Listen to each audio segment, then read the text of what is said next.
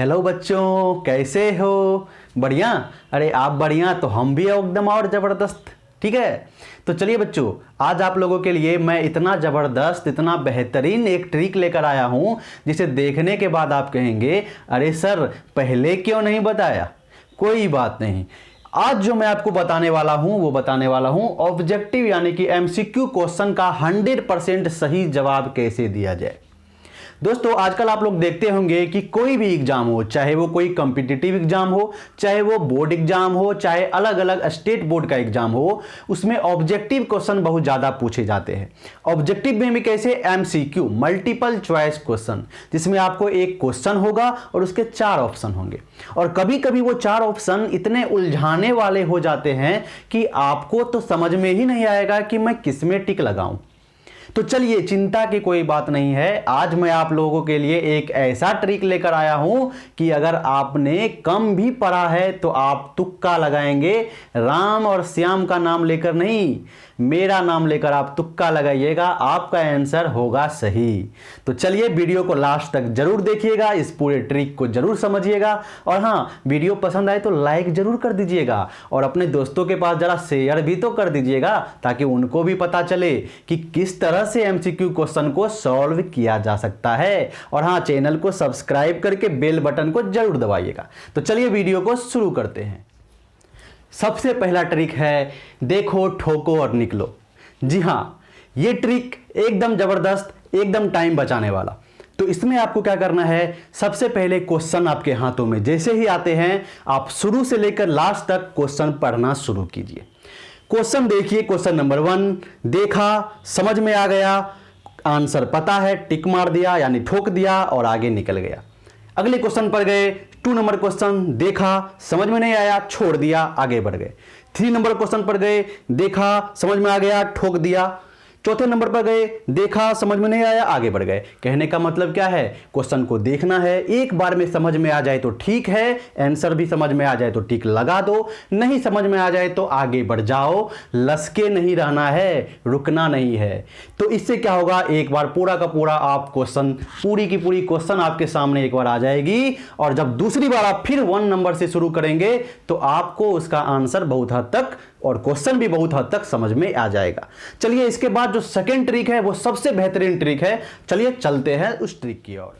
Second जो आपके सामने ट्रिक है वो है, आप बहुत सारे क्वेश्चन आप देखते होंगे वो ऐसे होते हैं जिनमें 4 ऑप्शन होता है और सबसे जो नीचा वाला ऑप्शन होता है वो या तो होता है ऑल ऑफ दिस, मतलब ऊपर वाले सभी, या होता है नन ऑफ दिस, मतलब ऊपर वाले में से कोई नहीं। तो एक बात आप जरूर ध्यान रखना, ये ऑप्शन आपका होता है डी नंबर वाला ऑप्शन। जब भी ऑप्शन होगा डी नंबर वाला होगा। ठीक है, जब ऐसा ऑप्शन हो तो उस केस में 95% क्वेश्चन में ऑल ऑफ दीज या नन ऑफ दीज आंसर सही होता है। ये मैं नहीं कह रहा हूं, ये रिसर्च की गई है। जितने भी एग्जाम हुए हैं, चाहे वो बोर्ड के हो चाहे कॉम्पिटिटिव एग्जाम हो, सभी पर रिसर्च हो चुका है और ऐसा देखा गया है कि जो क्वेश्चन सेट करने वाले होते हैं वो ज्यादातर क्वेश्चन में यदि ऑल ऑफ दीज या नन ऑफ दीज लिखा हुआ है, डी नंबर का ऑप्शन, तो ये ऑप्शन ही सही होता है। लेकिन 5% केस में आपको सावधानी बरतना है। चलिए चलते हैं अगले ट्रिक की ओर। तीसरे नंबर में आपको क्या याद रखना है, तीसरे नंबर में आपको याद रखना है कि ज्यादातर क्वेश्चन ऐसे होते हैं जिनमें ए नंबर और डी नंबर ऑप्शन नहीं होता है। कितने में? तो 95% क्वेश्चन ऐसे होते हैं जिनका ऑप्शन नंबर ए और ऑप्शन नंबर डी सही नहीं होता है। इसका कारण यह है कि जो क्वेश्चन सेट कर रहा है उन्हें पता है कि बहुत सारे हमारे विद्यार्थी इंटेलिजेंट बैठे हुए हैं आपकी तरह। वो क्या करेंगे कि अगर उनको कुछ नहीं समझ में आएगा तो वो क्या करेंगे, ए नंबर में टिक लगा देंगे, या नहीं तो क्या करेंगे, डी नंबर में टिक लगा देंगे। तो वो क्या करते हैं, क्वेश्चन ऐसा सेट करते हैं जिसका आंसर होता है या तो बी नंबर में या तो सी नंबर में। ए और डी नंबर का आंसर गलत होता है। यह बात आपको ध्यान रखना है कि ज्यादातर ऑप्शन में बी और सी, 95% में बी और सी ऑप्शन सही होता है और ए और डी आंसर गलत होता है। यह बात आपको बिल्कुल ध्यान रखना है। चलिए चलते हैं अगले ट्रिक की ओर। अब देखो, सबसे इंपॉर्टेंट और सबसे कमाल करने वाली जो ट्रिक है आपकी वो है एलिमिनेशन मेथड। एलिमिनेशन मेथड में क्या है कि अगर ऑप्शन आपको दिए हुए हैं, आपको सही आंसर नहीं पता है, लेकिन कुछ ऑप्शन आप ऐसे हैं जो जान रहे हैं कि नहीं ये तो बिल्कुल भी नहीं होगा, तो आप क्या करेंगे, उसको हटा देंगे। तो 4 में से एक ऑप्शन आपका हो गया कम। उसी तरह से आपको कम से कम एक और ऑप्शन ऐसा ढूंढ लेना है जिसके लिए आप कंफर्म है कि ये आंसर तो नहीं होगा, तब बचेंगे 2 और उस 2 में आप अपना दिमाग लगाएंगे। मैं आपको यहां पर कुछ क्वेश्चन करवा रहा हूं एलिमिनेशन मेथड से आप कैसे शॉर्ट ट्रिक में कम समय में और सटीक आंसर कर पाएंगे। तो देखिए दोस्तों, जैसा कि भारत के प्रधानमंत्री हैं, भारत के प्रधानमंत्री कौन है, तो देखिए ये तो हम सभी लोग जानते हैं, ये तो एग्जांपल आपको समझाने के लिए मैंने लिया है कि भारत के प्रधानमंत्री कौन है। नीतीश कुमार नहीं है, ये तो कंफर्म है, तो इसको काटकर हटा देना है। मुझे ये नहीं पता है कि नरेंद्र मोदी नहीं है, मान के चलो, लेकिन सुशील मोदी तो नहीं है, ये तो मुझे पता है। और इनमें से कोई नहीं है, ये तो होगा ही नहीं। अरे भाई कोई तो कोई होगा ही ना हमारे देश का प्रधानमंत्री, तो बचा कौन, नरेंद्र मोदी। तो इस तरह से आपको क्या करना है कि जो आप आंसर कंफर्म है, ये कंफर्म नहीं है कि आंसर क्या होगा, लेकिन ये कंफर्म है कि ये तो नहीं होगा, उसको आपको क्या करना है, एलिमिनेट कर देना है। अब देखिए नीचे वाला क्वेश्चन, इन क्वेश्चन में आप जब एलिमिनेशन मेथड लगाते हैं तो आपका आंसर 100% सही हो सकता है दोस्तों। देखो जैसा कि अफगानिस्तान, भारत और पाकिस्तान की राजधानी क्रमशः है, यानी कि क्रमशः मतलब लगातार एक लाइन में आपको लिखना है कि अफगानिस्तान की क्या है, भारत की राजधानी क्या है और पाकिस्तान की राजधानी क्या है। अब देखो अफगानिस्तान पहले नंबर पे है, यहां पर दिल्ली पहले नंबर पे है, तो अफगानिस्तान की राजधानी दिल्ली तो नहीं हो सकती ना, तो ये ऑप्शन हम क्या करेंगे, काट देंगे। ये दोनों को हमको देखना ही नहीं है। जैसा कि यहां पर लिखा हुआ है काबुल, इस्लामाबाद और दिल्ली। अब देखो लास्ट नंबर में है पाकिस्तान, ठीक है, उसको छोड़ो। दूसरे नंबर पे है भारत और यहां पर दूसरे नंबर पे है इस्लामाबाद। तो भारत की राजधानी इस्लामाबाद तो होगी नहीं ना, तो क्या करो, इसको भी हटा दो। इस दोनों को देखना ही नहीं है।